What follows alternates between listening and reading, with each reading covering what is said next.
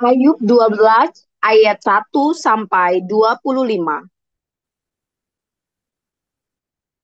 Tetapi Ayub menjawab, memang kamulah orang-orang itu, dan bersama-sama kamu hikmat akan mati. Aku pun mempunyai pengertian, sama seperti kamu. Aku tidak kalah dengan kamu.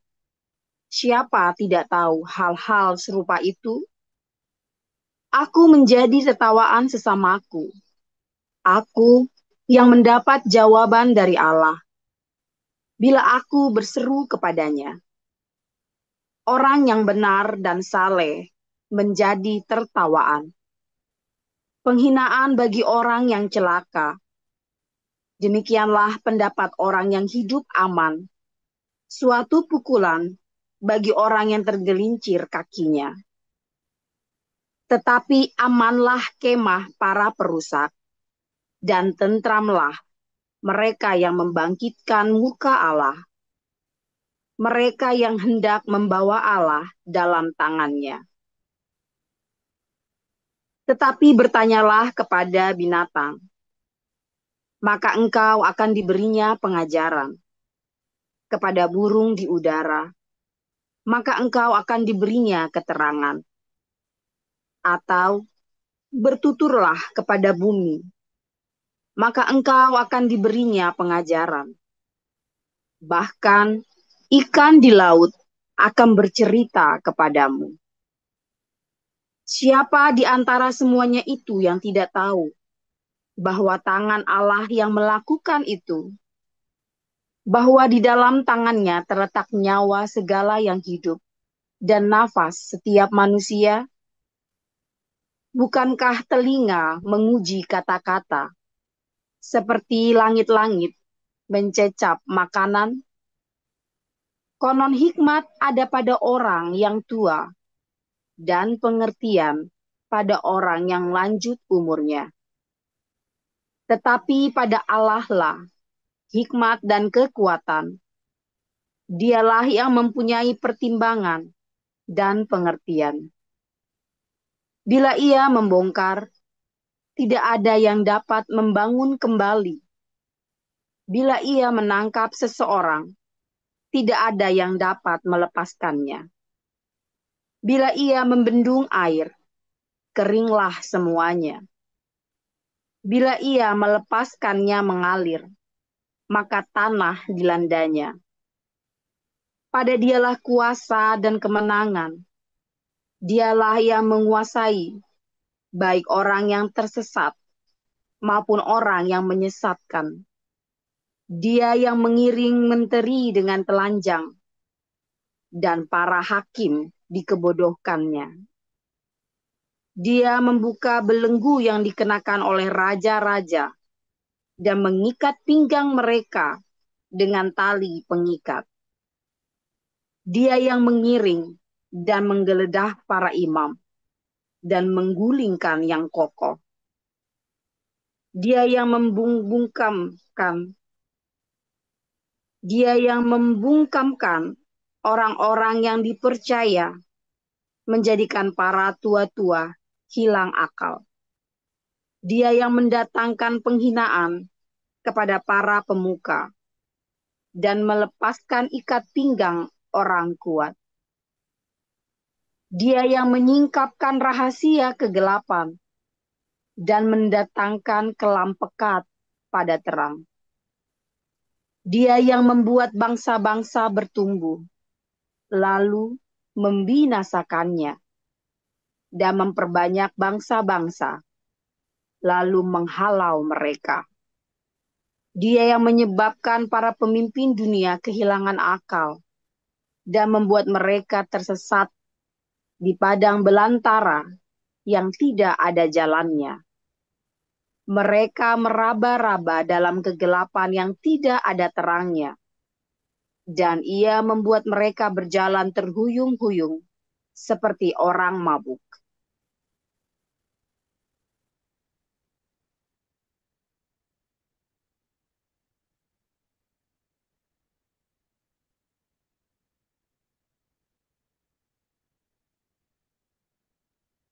Ya, lanjut Pak Apul. Baik, saya lanjutkan 1 Tesalonika 5. Tetapi tentang zaman dan masa, saudara-saudara tidak perlu dituliskan kepadamu. Karena kamu sendiri tahu benar-benar bahwa hari Tuhan datang seperti pencuri pada malam. Apabila mereka mengatakan, semuanya damai dan aman, maka tiba-tiba mereka ditimpa oleh kebinasaan. Seperti seorang perempuan yang hamil ditimpa oleh sakit bersalin. Mereka pasti tidak akan luput. Tetapi kamu, saudara-saudara, kamu tidak hidup di dalam kegelapan, sehingga hari itu tiba-tiba mendatangi kamu seperti pencuri. Karena kamu semua adalah anak-anak terang dan anak-anak siang. Kita bukanlah orang-orang malam atau orang-orang kegelapan. Sebab itu baiklah jangan kita tidur seperti orang-orang lain, tetapi berjaga-jaga dan sadar. Sebab mereka yang tidur, tidur waktu malam, dan mereka yang mabuk, mabuk waktu malam. Tetapi kita yang adalah orang-orang siang, baiklah kita sadar, berbaju zirahkan iman dan kasih, dan berketopongkan pengharapan keselamatan. Karena Allah tidak menetapkan kita untuk ditimpa murka, tetapi untuk beroleh keselamatan oleh Yesus Kristus, Tuhan kita, yang sudah mati untuk kita, supaya entah kita berjaga-jaga, entah kita tidur, kita hidup bersama-sama dengan Dia. Karena itu, nasihatilah seorang akan yang lain, dan saling membangunlah kamu seperti yang memang kamu lakukan. Kami minta kepadamu, saudara-saudara, supaya kamu menghormati mereka yang bekerja keras di antara kamu, yang memimpin kamu dalam Tuhan, dan yang menegur kamu, dan supaya kamu sungguh-sungguh menjunjung mereka dalam kasih karena pekerjaan mereka. Hiduplah selalu dalam damai seorang dengan yang lain. Kami juga menasihati kamu, saudara-saudara, tegurlah mereka yang hidup dengan tidak tertib, hiburlah mereka yang tawar hati, belalah mereka yang lemah, sabarlah terhadap semua orang. Perhatikanlah supaya jangan ada seorang yang membalas jahat dengan yang jahat, tetapi usahakanlah senantiasa yang baik terhadap kamu masing-masing dan terhadap semua orang. Bersukacitalah senantiasa, tetaplah berdoa, mengucap syukurlah dalam segala hal, sebab itulah yang dikehendaki Allah di dalam Kristus Yesus bagi kamu. Janganlah padamkan roh, dan janganlah anggap rendah nubuat-nubuat. Ujilah segala sesuatu, dan peganglah yang baik. Jauhkanlah dirimu dari segala jenis kejahatan. Semoga Allah damai sejahtera menguduskan kamu seluruhnya, dan semoga roh, jiwa, dan tubuhmu terpelihara sempurna dengan tak bercacat pada kedatangan Yesus Kristus Tuhan kita. Ia yang memanggil kamu adalah setia, ia juga akan menggenapinya. Saudara-saudara, doakanlah kami. Sampaikanlah salam kami kepada semua saudara dengan cium yang kudus. Demi nama Tuhan, aku minta dengan sangat kepadamu, supaya surat ini dibacakan kepada semua saudara. Kasih karunia Yesus Kristus Tuhan kita menyertai kamu.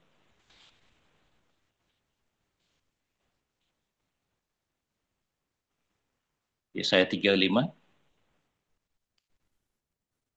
Padang gurun dan padang kering akan bergirang. Padang belantara akan bersorak-sorak dan berbunga. Seperti bunga mawar ia akan berbunga lebat. Akan bersorak-sorak. Ia bersorak-sorak dan bersorak-sorai. Kemuliaan Libanon akan diberikan kepadanya. Semarak Karmel dan Saron. Mereka itu akan melihat kemuliaan Tuhan.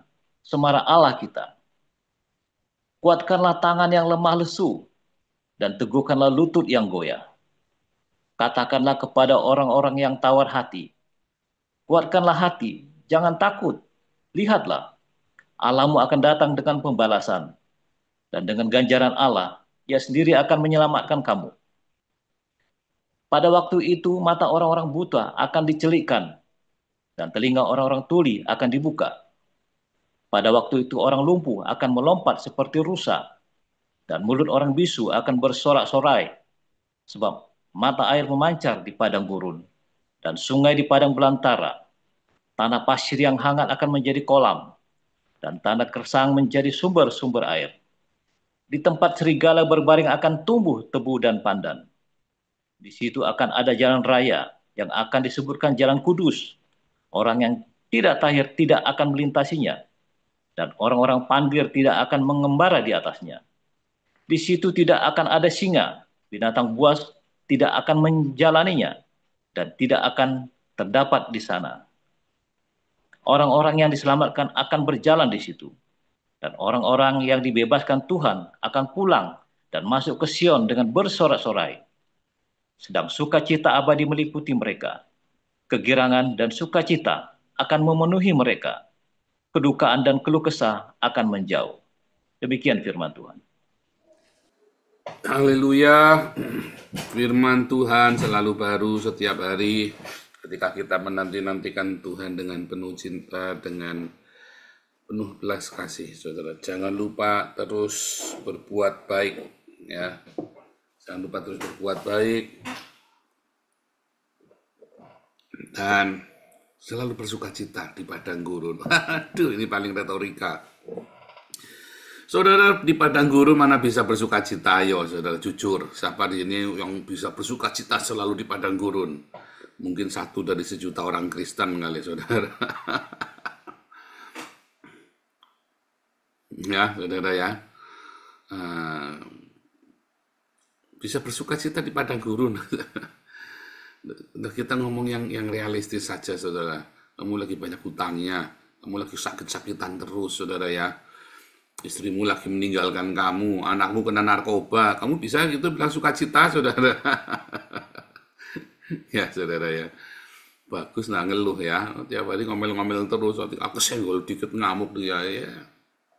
Itulah padang gurun, ya. Lelah, capek ya, kering semuanya. Aduh, saudara, namanya padang gurun itu ya, kamu hati-hati, saudara ya. Di padang gurun itu semua dosa itu ada di sana. Iya kan? Hawa nafsumu yang sejatinya kamu tuh keluar semua tuh di padang gurun tuh. Karakter aslimu tuh keluar semua tuh di padang gurun itu. Benar nggak? Kita harus jujur, saudara, pada kenyataannya. Padang gurun itu tempat yang luar biasa. Ya, dan untuk bisa sukacita di padang gurun itu bukan perkara gampang. Kamu bisa, saudara, yang kamu bisa. Yang paling mungkin jangan mengeluh, diem. Yang paling bisa. Iya kan, yang paling bisa diem, jangan ngeluh. Udah bagus jangan ngeluh. Jadi, saudara, kalau dibilang suruh bersukacita, itu perkara yang sulit, saudara.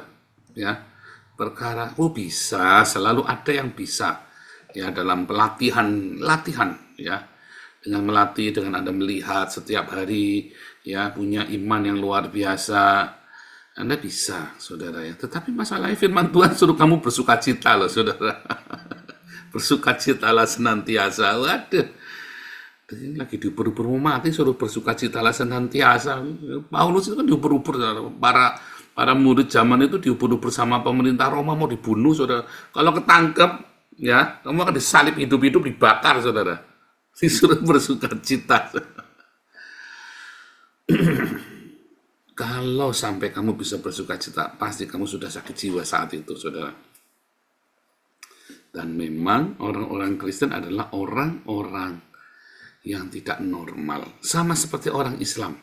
Ya, orang Islam, orang beragama, ya, orang Islam, itu orang yang tidak normal, saudara. Ketika mau jihad, bakar ngebom diri sendiri.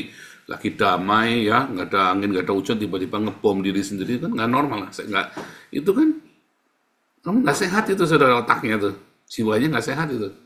Orang, misalnya nih, tiba-tiba kamu, saya nggak mau menikah, saya mau jadi biksu, atau mau jadi romo, itu kan nggak normal kamu, saudara. Pada kenyataannya kan seks itu enak, ya kan? Itulah orang-orang beragama, orang-orang tidak normal, termasuk orang Kristen. Ketika kamu dalam penderitaan disuruh bersukacita, ampuni musuhmu, itu juga nggak normal, saudara.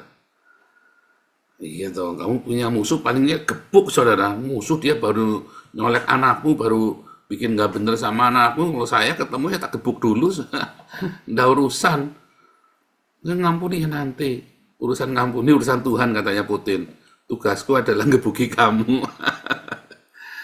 Waduh, ya. Coba kita tetapkan. Coba kita realistis dulu. Terima dulu, saudara. Yang serealistisnya itu seperti apa. ya kan? Yang realitanya itu seperti apa, kita terima dulu. Ya. Nah, lalu kita bilang yang tidak normalnya, saudara. Ya, ketika ada Roh Kudus di dalam hidup kamu, di padang gurun kamu bisa bersuka cita, saudara ya. Kalau ada Roh Kudus di dalam hidup kamu, saya nggak cerita retorika yang ini, tadi retorika. Yang ini, apa itu Roh Kudus? Kamu punya rema, ya. Tiap hari ada rema. Rema itu ya, kalau kamu eureka, gitu ya, kalau menemukan sesuatu, nyahu, mantap saudara. Menemukan ketagihan kamu dengan padang gurun. Ya, di padang gurun itu kamu melihat mujizat, saudara. Oh sebentar, kalau kamu melihat mujizat di padang gurun, ketagihan nggak, saudara? Siapa yang ketagihan mujizat? Ya, lagi kepepet, tiba-tiba, ada mujizat, saudara. Kamu ketagihan, Tuhan lain kali biar kepepet lagi Tuhan. Saya biar lihat mujizat lagi. Bohong kamu, saudara. Lain kali bilangnya jangan kepepet lagi ya. Masalahnya kalau kamu tidak kepepet kan nggak ada mujizat. Kalau kamu tidak kepepet masalah keuangan, kamu tidak akan pernah mendapat mujizat keuangan. Kalau kamu tidak ada kepepet masalah kesehatan, kamu tidak akan mendapat mujizat kesehatan. Kalau kamu tidak punya kepepet masalah keluarga, kamu tidak akan mendapat mujizat keluarga. Tetapi itu kan mujizat itu tidak ketagihan. Mana ada kamu ketagihan mujizat hari ini, ya Tuhan kirim aku sakit lagi Tuhan supaya aku punya mujizat lagi, ketagihan mujizat kesembuhan, saudara. Kan bohong banget, saudara. Kamu mau dikena cancer, besok lagi kena stroke, nanti besok lagi kena sakit panu, saudara. Besok lagi kena kudis, besok lagi kena mimisan. Minta mujizat kan tidak mungkin, saudara ya. Tetapi eureka, rema. Mujizat itu bukan rema, saudara ya. Mujizat itu cuman selewatan, bonus, ya, bonus. Yang membuat kita bisa bersuka cita di padang gurun itu peremaan, ya, sehingga kamu menikmati padang gurun itu. Makanya para nabi, para rasul suka pergi ke padang gurun karena mendapatkan peremaan. Sebelum Yesus pergi melayani, bertugas, dia pergi dulu ke padang gurun. Yohanes juga sama, ada suara berteriak, berseru-seru di padang gurun. Elia juga sama, pergi ke padang gurun 40 hari, 40 malam. Setiap orang akan mengalami padang gurun. Ya, dan padang gurun itu nggak enak.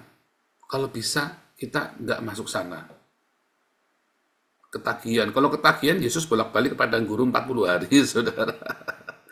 40 hari, 40 malam nggak makan. Saya cukup sekali saja puasa 40 hari, 40 malam. Udah kayak mau mati. Sekali lagi suruh puasa 40 hari, 40 malam. Kok rasanya nggak mau ya, saudara ya.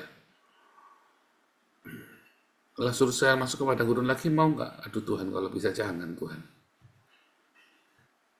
Nggak serem ya. Saya aja sekarang lagi ngeritis stand up, deg-degnya minta ampun. Kita Tuhan, Tuhan.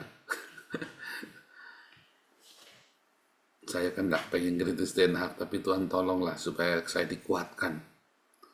Ya, supaya saya dikuatkan. Ya kita bertumbuh ya, bertumbuh kita ya, komunitas kita pasti. Tapi kan deg-degan, saudara. Deg-degan yang paling pertama apa? Siapa yang mau datang? Kita tidak kenal. Anak saya tidak sekolah di Den Haag, kita tidak ada di Den Haag, kita duduk masuk Den Haag, ding, kita buka, saudara. Nekat sekali, kita nggak ada kenal orang. Sekalinya kenal orang Indonesia, bukannya dibantu, malah kita dikerjain, saudara. Ya kan? Begitu kumpul malah dikerjain sampai mereteli satu-satu ya. Udah banyak mereteli satu-satu. Kita ngalamin gitu ya. Tetapi saya sudah ngerti, dari awal saya sudah ngerti. Makanya saya sudah jaga-jaga. Ya. Begitu saya sudah menunjukkan gelagat nggak baik, langsung saya cut, saudara. Saya bilang ya, kami tidak butuh volunteer, kami butuh orang komitmen. Karena pekerjaan yang saya lakukan adalah pekerjaan yang sangat besar dan sangat berat. jangan datang dengan volunteer suka-suka. Ya, volunteer buat orang Indonesia itu datang suka-suka dia. Ya, namanya suka-suka ya aku mau datang, aku suka datang, aku datang, enggak ya enggak. Kalau volunteer di Belanda, kamu kalau sudah janji kudu datang, saudara, walaupun kamu nggak dibayar. Kalau enggak, kamu udah nggak usah, kamu akan diberhentikan. Ya, namanya volunteer atau vrijwilliger. Ya, vrij itu bebas, kehendak bebas. Namanya kehendak bebas di Belanda itu, kamu kalau sudah janji mau datang, kudu datang, saudara. Kamu udah janji tiap satu mau bantu, ya bantu. Ya, itu dikasih uang, nggak dikasih uang, kamu bantu. Kalau namanya volunteer versi Indonesia, ya suka-suka aku lah. Aku mau ke sini, aku datang, enggak ya enggak. Oh, nggak bisa, kapan jadinya? Kalau gereja dipenuhi dengan volunteer seperti itu, kapan jadinya, saudara? Makanya saya bilang nggak boleh. Ya, nggak boleh. Kamu harus belajar arti komitmen, saudara. Bahkan di komunitas kita, kamu hanya orang-orang yang komitmen yang bisa jadi pengurus. Kalau suka-suka nggak bisa, saudara. Suka-suka akulah. Ya dulu ya ada bendahara kita, ya suka-suka akulah. Aku punya waktu ya aku buka. Ya nggak boleh, saudara. Kamu janji mau kapan bukanya, hari apa, kita tungguin kamu. Tapi jangan suka-suka kamu, nggak boleh. Ngerti, saudara, bedanya volunteernya Indonesia dengan volunteernya Belanda, saudara. Tuh. Dan saya tahu betapa berat ketika kita ngerintis Belanda ini, ya.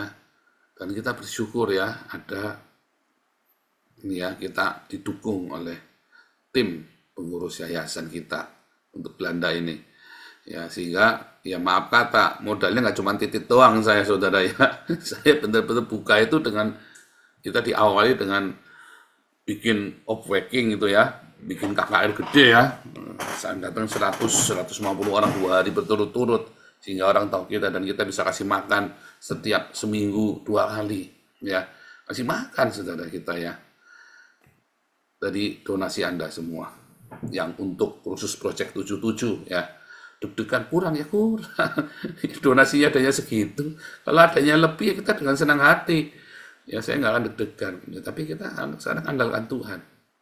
Ya, ada hal-hal yang kita harus andalkan Tuhan. Ini bukan padang gurun. Di tanah perjanjian pun kamu harus kerja. Ya, membajak. Ya, kamu harus beternak, menggembalakan kambing domba. Capek ya menghadapi singa beruang. Tetapi Tuhan janji, kamu menabur, kamu akan menuai. Padang gurun yang dulu saya lalui selama saya di Indonesia, saya mengalami padang gurun. Padang gurun itu bersorak-sorai, akan berbunga, berbuah, lebat, saudara. Akan mengalir aliran sungai. Ya, di padang gurun itu ya saya penuh dengan air mata. Ya, padang gurun itu penuh air mata. Anda semua di padang gurun pasti penuh air mata. Tapi yang paling penting jangan mengeluh, diam. Makanya setiap ngelilir, latih. Terima kasih Tuhan. Dilatih, saudara. Setiap tidur ngelilir, dalam mimpimu, dalam liliranmu itu, dalam kamu lagi rem itu ya, terima kasih Tuhan, terima kasih Tuhan, walaupun merintih hatimu, saudara ya. Itu akan melatih seluruh sel-selmu. Ketika digebrak kamu kan bilang thank you Jesus, bukannya digebrak keluarnya sumpah serapah, tapi digebrak keluarnya thank you Jesus, dalam tekanan yang lebih berat lagi, terima kasih Tuhan, sambil menangis. Tetapi di padang gurun itulah kamu melihat mujizat-mujizat setiap hari. Tentu saya berkata itu nggak akan bikin kamu ketagihan. Nggak ada orang bolak-balik mau kesulitan keuangan, sakit penyakit, terus setiap hari ada godaan, ada pencobaan, ada musibah, nggak mungkin. Hari ini anaknya mati, nanti tahun depan di padang gurun lagi istrinya mati, pencobaan yang berturut-turut, bangkrut sisan, sakit sisan, itu banyak itulah. Berarti kamu masih di padang gurun. Loh, kalau istri mati bukan padang gurun, tapi kalau berturut-turut seluruh anggota keluargamu meninggal, itu kamu sedang di padang gurun, saudara. Ya, dalam berturut-turut, bukan 2 kali, 3 kali, tapi berturut-turut. Atau dalam sekejap mata, ya, kayak teman saya itu ya, tenggelam 8 orang, papanya, mamanya, kakaknya, adiknya, semua 8 orang, mati semua, cuma dia yang selamat. Satu keluarganya hilang semua. Nah, itu kamu sedang dalam sesuatu, ada sesuatu tuh. Ya. Terus kamu ketagihan begitu, yang begituan, saudara, ketagihan. Nggak mungkin. Tetapi kamu bisa bersuka cita dengan menjadi tidak normal. Menjadi bukan manusia biasa, tapi manusia tidak normal. Yaitu manusia yang dipenuhi dengan rema. Ya. Kenapa? Karena di padang gurun itulah kamu mendapat banyak sekali pengajaran-pengajaran ya yang sangat membuat kamu menjadi bersukacita.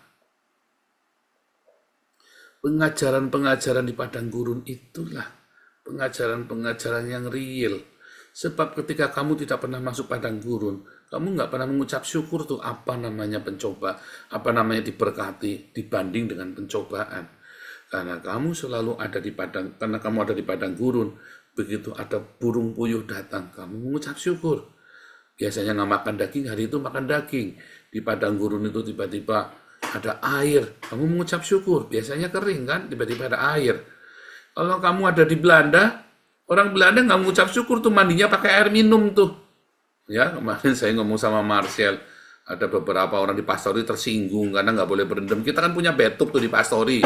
Lalu setiap hari berendam di bathtub pakai air panas, saudara. Lah tetangganya ngamuk-ngamuk, saudara. Yang punya Pastori juga jejerita sama saya. Tagihan airnya banyak, kelihatan penggunaan airnya banyak. Tiap hari berendam di bathtub pakai air panas. Oh, bayangin. Kamu nggak nyadar di Belanda ini air mahal, ya. Kamu rasanya air di Indonesia, air isinya bakteri E. coli yang buat berendam, ya kan? Kamu rasanya, ya kan? Itu kalau kamu berendam di bathtub di Belanda, sama saja kamu berendam air aqua itu, saudara. Ya, sama aja kamu berendam air aqua dikasih heater itu, dipanasin itu loh, saudara. Ya, kalau satu itu isinya 50 liter, maka kamu sedang kalau 50 liter, 500 liter, bathtubnya 500 liter, berarti kamu sedang berendam dengan 25 galon air aqua. Itu ya, saudara ya. Sama saja, karena air minum di Belanda itu kamu bisa minum dari keran, kamu buka keran langsung kamu minum, saudara ya. Air yang kamu buat mandi, buat cebok itu juga air yang sama yang buat minum, langsung tanpa kamu masak lagi. Kalau kamu tidak merasakan nggak ada air kamu buang-buang tiap hari, saudara. Ya, kamu buang-buang air tiap hari karena kamu tidak menghargai, tidak tahu airnya itu dari mana. Orang Belanda itu, kenapa orang Belanda mandinya itu nggak setiap hari, saudara? Bukan karena dingin, bahkan musim panas saja mandinya nggak tiap hari. Kalau kami karena dari Indonesia, kebiasaan mandi sehari 2 kali. Ya, itu pun saya sekarang mandinya cuma sehari sekali, tapi tiap hari mandi. Kalau Pak Iman kemarin ngajari jangan, nanti kulitnya rusak. Tapi memang karena airnya mahal, saudara. Airnya itu mahal. Ya. Kalau kamu tidak merasakan padang gurun, kamu nggak tahu apa ucapan syukur. Kalau kamu tidak pernah merasakan di Indonesia, tapi ada orang yang kurang ajar, itu tadi orang-orang Dursila. Di Indonesia, air dibuang-buang, padahal banyak yang kekurangan. Lalu kamu masuk ke Belanda, mentang-mentang kamu nggak bayar, ya karena tinggal di Pastori, kamu mandi bathtub tiap hari, saudara. Pakai bathtub, air mandi air panas di bathtub, udah nggak jadi mandi, ditiam ke begitu aja, ada buang airnya, saudara. Dan kelihatan tagihan airnya kan bengkak. Waduh, saya sampai ditegur, saudara, bolak-balik ditegur. Saya kasih tahu, marah orangnya, saudara ya. Tersinggung, dia nggak mau dipastori lagi, ya nggak apa-apa, nggak usah. Saya juga nggak rugi apa. Kamu nggak di sini tuh saya nggak rugi. Saudara, kalau saya nolong kamu, terus kamu tinggal di pastori, terus kamu kurang ini, kurang itu, saya tuh nggak rugi apa-apa, loh, saudara. Orang ini berpikir saya ngarap-ngarap dia tinggal di pastori supaya ini, enggak, saudara. Kadang-kadang kita bantu orang nggak sadar kita bantu ya, saudara ya. Lalu nggak terima kasih, seakan-akan itu kewajiban kita buat bantu dia. Ya, padahal aku bantu kamu udah repot, loh. Dan saya orangnya biasa aja, nggak sungkan. Kalau saya mau usir orang, saya usir, saudara. Ya, kalau saya usir orang, saya orangnya nggak sungkan ya, saudara ya. Dulu saya sungkanan, nah itulah naif. Ya, kalau kamu orang sungkanan, kamu tuh orang naif, saudara. Katakan iya, enggak ya enggak. Ya, orang berbuat kebaikan itu, saudara, buat kebaikan itu kamu harus punya ukuran. Ya, harus ada ukuran. supaya kamu jangan dimanipulasi. Ya, hati-hati ya dengan hikmat. Di padang gurun, kamu akan belajar semua hikmat itu, saudara. Sebab kalau kamu dapat semuanya dengan mudah selama hidupmu, kamu akan gampang dimanipulasi orang. Kamu tahu mengapa orang Israel dibilang pelit lah, dibilang kikir lah, tapi orang Israel ini, orang Yahudi ini, donasinya ada di mana-mana. Tapi kalau kamu pergi makan sama orang Israel, tidak akan dia membayarin kamu, saudara. Dibilang orang kikir pelit, tapi donasinya di mana-mana. Dia tahu bagaimana cara dia membelanjakan, menolong orang. Dia tahu caranya, saudara. Karena mereka pernah masuk di dalam padang belantara. Lah kamu dari kecil biasa enak. Sehingga ya kamu biur, saudara. Kasih sana, kasih sini. Di padang gurun kamu akan belajar. Makanya dengan pengajaran-pengajaran begitu hebat di padang gurun, kamu bisa bersukacita. Ya, kalau kamu mengerti, kalau kamu paham, di padang gurun itu akan baik buat jiwamu. Kamu akan bersukacita. Kamu punya warisan buat anakmu, ceritakan kebaikan Tuhan selama di padang gurun, kebesaran Tuhan selama di padang gurun. Ceritakan kepada anak cucu Israel. Kamu akan sukacita, saudara. Tapi karena kamu tidak mengerti makna padang gurun, maka kamu akan mengeluh terus. Kamu akan bersungut-sungut. Kamu akan, ya, hidupnya nggak bahagia. Ya, deg-degan pagi-pagi, ya kan? Kirimin tagihan. Deg-degan pagi hari, anaknya dipanggil polisi, saudara. Deg-degan, kasih tahu sama tetangga tadi malam suaminya baru mabok di tempat pelacuran. Banyak macam-macam ya, saudara ya. Tiba-tiba ada kasih tahu kapalnya karem sehingga barang-barangmu hilang semua, nggak diasuransi lagi, asuransinya nggak all risk. Waduh, itulah padang gurun, ya. Itulah padang gurun. Tapi kalau kamu paham padang gurun itu, kamu mengerti padang gurun itu baik untuk jiwamu, kamu akan bersukacita. Saya tidak berkata kamu akan pesta pora di padang gurun, bukan, saudara, enggak. Tapi yang saya katakan, ada sukacita, ada ucapan syukur. Lebih mudah kamu mengucap syukur dengan metanoia. Kalau kamu mengalami metanoia, padang gurun itu akan lebih mudah mengucap syukur. Tapi kalaupun kamu belum metanoia hari ini, kamu ikutin resep saya. Bilang terima kasih Yesus setiap malam kamu ngelilir. Biasanya orang tahu mengerti baru setelah dia selesai padang gurun, dia baru mengerti, oh ternyata maksudnya Tuhan itu seperti ini ya dulu ya. Kenapa saya begini, kenapa saya begitu. Lalu kalau Anda paham padang gurun, Anda tidak akan kembali lagi ke sana. Kalau Anda tidak paham padang gurun, Anda akan kembali lagi ke sana, saudara. Ya kan? Orang Israel itu masuk ke tanah perjanjian, ya kan, tahun 1400, mereka masuk, ya 1406 mereka masuk tanah perjanjian. Ya, tahun 700 orang Israel Samaria dibuang, 700 tahun kemudian. Ya. Terus 200 tahun kemudian, tahun 530, tahun 586, orang Yahudi dibuang ke Babel. 70 tahun bisa balik lagi. Tapi 400 tahun kemudian, ya, orang-orang Israel dibuang dari tanah perjanjian, dicabut seakar-akarnya, saudara, sampai tak berbekas. Ya, nama Israel aja diganti nama Yudea Samaria Israel aja diganti Palestina. 2000 tahun tuh, saudara. Tak berbekas sejarahnya. Karena mereka tidak menghargai makna padang gurun. Ya, kalau kamu tahu makna padang gurun, kamu nggak akan balik ke sana lagi. Ya, sukacita di dalam Tuhan. di tanah perjanjian. Ya kan? Selalu kan di tanah perjanjian.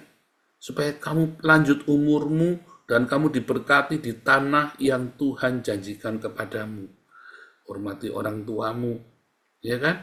Kasihilah istrimu, hormati suamimu, ya kan? Hidup di dalam kekudusan, tetap tinggal dalam cinta, supaya lanjut umurmu di tanah yang Tuhan janjikan kepadamu. Maka tak ada yang kekurangan di antara kamu, karena kamu selalu berdiakonia di tanah yang Tuhan janjikan kepadamu. Selalu endingnya begitu, di tanah perjanjian itu. Begitu kamu lewat dari padang gurun, kamu mengerti, dan kamu metanoia, kamu nggak akan balik lagi. Kalau kamu tidak metanoia, mungkin kamu bisa masuk, kamu keluar lagi, saudara. Ya, karena kamu melewati padang gurun, ya didoping atau apa kita nggak ngerti. Orang bisa lewat ya, saudara. Tetap ada yang bisa lewat. Contohnya siapa, saudara? Ada anak-anak yang lahirnya sudah di tanah perjanjian. Ya kan? Ada anak-anak yang orang tuanya orang percaya, ya, kemudian dia lahir di tanah perjanjian. Karena orang tuanya orang percaya, dia sudah melewati padang gurun. Lalu dia tidak cerita tentang padang gurun itu kepada anaknya. Dia tidak didik anaknya, ya, untuk mempersiapkan diri. Karena setiap orang pasti masuk padang gurunnya. Lalu anak ini masuk ke padang gurun dan nggak bisa keluar dari padang gurun. Bahkan terbuang, tercabut dari tanah perjanjian. Makanya metanoia dengan rema. Begitu kamu punya rema di padang gurun, ya, ada sukacita. Padang gurun itu terasa lebih baik daripada kamu tidak punya rema. Ada sukacita senantiasa di padang gurun. Ya, Tuhan Yesus memberkati.